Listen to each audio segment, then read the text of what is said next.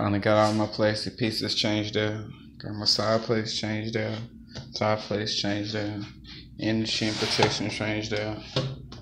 I'm trying to do more like a lightweight utility version, civilian use, but at the same time simulate the weight if it was made of Kevlar and carbon fiber. Now Kevlar will be a little bit thicker with what I want, but for its properties, nearly the same weight, especially taking the metal pieces that I have on here, I want to do in carbon fiber. And then, like I said, almost all the plastics, what you see is the Kevlar structures that I want to do.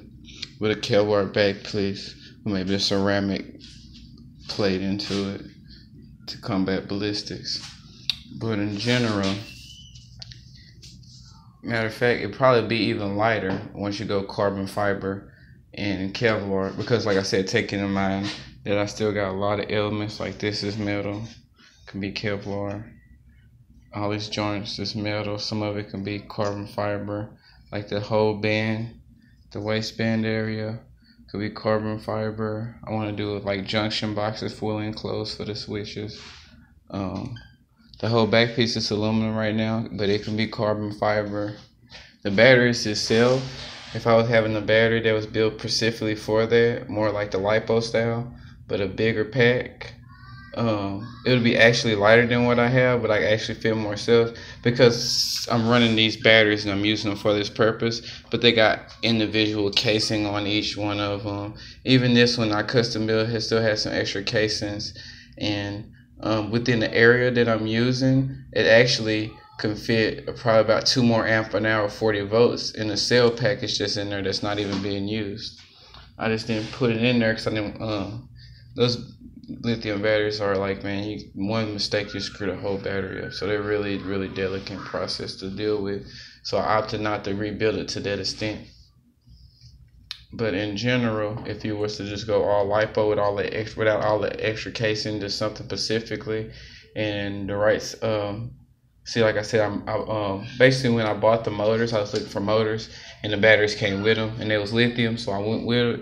And then at the same time, like I said, depending on the situation, especially depending on how those batteries built, because when you buy them like that, well, the way I'm doing it, you never know, and every different one has sometimes a different battery, so I got to figure out how to, take it apart, and I did that with that one without destroying them. And mind you, I didn't destroy $200 lithium batteries 2 or 3 times. I mean, I got some old ones around here somewhere, but yeah, it takes me a while to build up to actually being able to customize and pack my own lithium batteries and make sure they charge and discharge properly and stabilize and wouldn't overheat.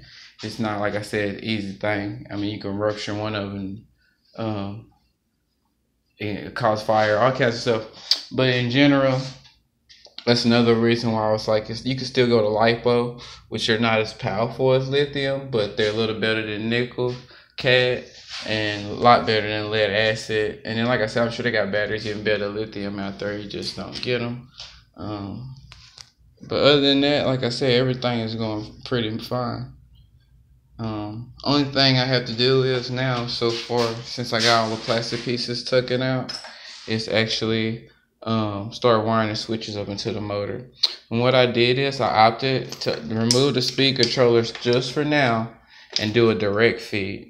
Wire them in together in parallel, and then wire them into the battery, into the switch, and then see what they do, just popping them straight off. See what's going on with them. Added another switch on that side.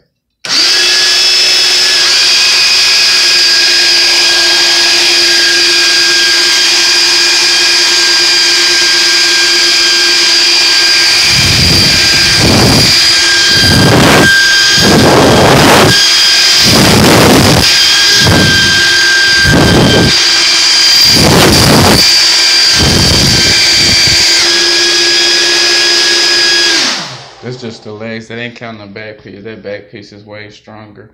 But another cool thing about it, I finally had found the size motors that I needed with the actual prop that I needed. I've been had looking for the longest because I wanted to find something that was brushed. That way I wouldn't have to worry about running an ECU or chip and having to run a junction box for that also, and wouldn't have to worry about protecting it from EMP. That's another reason why we're going with the brush motors, where I didn't see tests where they didn't hit a car with EMP where it fries the computer, but like the windshield wiper motor or the door, like the windows, electric window motor, it still worked, but the computer in the car itself is fried. It's because all of them run off those sensitive chips. Force the motor, the computer itself, the what runs the motor, it runs off of chips. Same thing with brushless motors, run off of chips. The ESC is what stages the motor and keeps the electrical motor operating. Where a DC current, you can use a lead acid battery with a negative and a positive. That's simple to a negative and positive to one of these motors. And that's what I love about that. It's a lot sensitive, less sensitive to EMP. And then when you're not running any power and you turn the circuit off, it completely closes the circuit from the battery itself. So if you have it EMP protected, for its EMP, you just gotta wrap the whole box into steel, all metal around it, no seams, all around the whole box.